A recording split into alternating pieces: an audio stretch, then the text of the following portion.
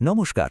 ছবি তোলার জন্য তো আমরা প্রায়ই ক্যামেরা ব্যবহার করি, কিন্তু আজ আমরা লেন্সের এক অদ্ভুত খেলা দেখব, যেখানে একদিকে থাকবে মানুষের চোখ আর অন্যদিকে আমাদেরই তৈরি করা ক্যামেরা। আচ্ছা, কখনো কি ভেবে দেখা হয়েছে যে আমরা কিন্তু সারাদিন আমাদের সাথে করে বিশ্বের সবথেকে আধুনিক একটা ক্যামেরা নিয়ে ঘুরি? হ্যাঁ, ঠিকই ধরেছেন, আমি আমাদের চোখের কথাই বলছি।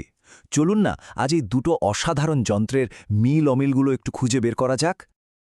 তাহলে চলুন সবার আগে একটা সাধারণ ক্যামেরার গঠনটা দেখে নিই। মানে এটা কিভাবে কাজ করে তা যদি আমরা বুঝে যাই, তাহলে চোখের সাথে এর তুলনা করাটা অনেক সহজ হয়ে যাবে। একটা ক্যামেরার একেবারে মূল ভিত্তি হল এই অন্ধকার বাক্সটা, যেটাকে বলে আলোক নিরুদ্ধ প্রকোষ্ঠ। এর ভেতরের দিকটা পুরো কালো রং করা থাকে, যাতে ভেতরে যে আলোটা ঢুকছে সেটা এদিক ওদিক ধাক্কা খেয়ে ছবিটাকে ঝাপসা করে না দেয়। ক্যামেরার ঠিক সামনেই থাকে একটা উত্তল লেন্স। এটা অনেকটা আতশ কাচের মতো কাজ করে। এর প্রধান কাজ হল চারপাশ থেকে আসা আলোকে এক জায়গায় এনে ক্যামেরার ভেতরে একটা ছোট্ট আর উল্টো ছবি তৈরি করা। এবার আসা যাক দুটো খুব জরুরি অংশে, ডায়াফ্রাম আর শাটার। ডায়াফ্রামটা ঠিক করে দেয় যে ঠিক কতটা আলো ক্যামেরার ভেতরে ঢুকবে, আর শাটার ঠিক করে কতক্ষণ ধরে সেই আলোটা ঢুকবে।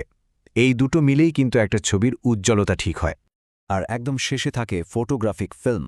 এটা হলো পেছনের একটা পর্দা, যার ওপর একটা আলোক সংবেদী রাসায়নিক লাগানো থাকে। আলো যখন এটার ওপর পড়ে, তখন একটা স্থায়ী ছবি তৈরি হয়ে যায়, ঠিক যেমনটা আমরা পুরনো দিনের ক্যামেরায় দেখতাম আর কি। ক্যামেরার কথা তো হলো, এবার আসি আমাদের বায়োলজিক্যাল বা জৈবিক ক্যামেরার কথায়, মানে আমাদের চোখে। আর মজার ব্যাপার হলো, এর কাজ করার পদ্ধতির সাথে ক্যামেরার কিন্তু দারুণ কিছু মিল আছে। আমাদের চোখের বাইরের যে সাদা শক্ত অংশটা, ওটাকে বলে স্ক্লেরা, আর এর ঠিক সামনের স্বচ্ছ অংশটা হলো কর্নিয়া। এটা অনেকটা জানালার মতো কাজ করে, আর আলো কিন্তু এর ভেতরে দিয়েই চোখে ঢোকে। একদম ক্যামেরার ডায়াফ্রামের মতোই আমাদের চোখে আছে আইরিশ। এটাই তারারন্ধ্র বা পিউপিলকে ছোট বা বড় করে, আর এর মাধ্যমেই চোখে কতটা আলো ঢুকবে সেটা খুব নিখুঁতভাবে কন্ট্রোল করা হয়। আইরিসের ঠিক পেছনেই থাকে আমাদের চোখের লেন্সটা। তবে এটা ক্যামেরার লেন্সের মতো শক্ত কাচের তৈরি নয়, বরং বেশ নরম আর ফ্লেক্সিবল। এই লেন্সটাই আলোকে বাঁকিয়ে চোখের পেছনের পর্দায় ফোকাস করে।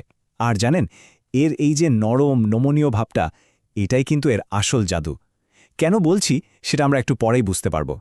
চোখের একদম পেছনে একটা আলোক সংবেদী পর্দা আছে, যেটার নাম হল রেটিনা। এখানেই ক্যামেরার ফিল্মের মতোই বস্তুর একটা উল্টো ছবি তৈরি হয়। এরপর অপটিক নার্ভ সেই সিগন্যালটা সোজা ব্রেনে পাঠিয়ে দেয়, আর আমাদের ব্রেন সেই উল্টো ছবিটাকে সোজা করে নেয়। কি দারুণ ব্যাপার, তাই না? যদিও কাজ করার পদ্ধতিটা প্রায় একই রকম, তাও ক্যামেরা আর চোখের মধ্যে কিন্তু কিছু অসাধারণ পার্থক্য আছে। চলুন এবার দেখি প্রকৃতি আর যন্ত্রের মধ্যে আসল তফাৎটা ঠিক কোথায়। এবার আসা যাক সবথেকে মজার বিষয়গুলোতে। দেখুন, একটা ক্যামেরা ফোকাস করার জন্য কি করে? লেন্সটাকে সামনে বা পেছনে সরায়, তাই না? কিন্তু আমাদের চোখ, ওটা কি করে জানেন? ওটা নিজের লেন্সের আকারটাই বদলে ফেলে। মানে কখনো পাতলা, কখনো মোটা করে নেয়। ভাবা যায় ব্যাপারটা? ঠিক এই কারণেই কিন্তু চোখের লেন্স আর রেটিনার মধ্যে দূরত্বটা একদম ফিক্স থাকে, নড়চড় হয় না। আর সবথেকে বড় পার্থক্যটা, ক্যামেরার ছবি তো ফিল্মে একদম পার্মানেন্টলি থেকে যায়, কিন্তু আমাদের রেটিনায় যে ছবি তৈরি হয় সেগুলো একদমই টেম্পোরারি। আমাদের ব্রেন সেকেন্ডের মধ্যে নতুন নতুন ছবি তৈরি করতে থাকে, আর তাই তো আমরা একটা চলমান বিশ্ব দেখি, কোনো স্থির ছবির অ্যালবাম নয়। কিন্তু প্রকৃতির এই অসাধারণ ক্যামেরাতেও মাঝে মাঝে কিছু সমস্যা দেখা দেয়। চলুন এবার আমাদের দৃষ্টির সবচেয়ে সাধারণ কিছু সমস্যা আর তার সহজ সমাধানগুলো জেনে নেওয়া যাক। প্রথম যে সমস্যাটার কথা বলবো সেটা হলো হাইপারমেট্রোপিয়া বা দীর্ঘদৃষ্টি। এক্ষেত্রে হয় কি, দূরের জিনিস স্পষ্ট দেখা গেলেও কাছের জিনিস দেখতে খুব অসুবিধা হয়, মানে ঝাপসা লাগে আর কি। আচ্ছা, এর কারণটা কি?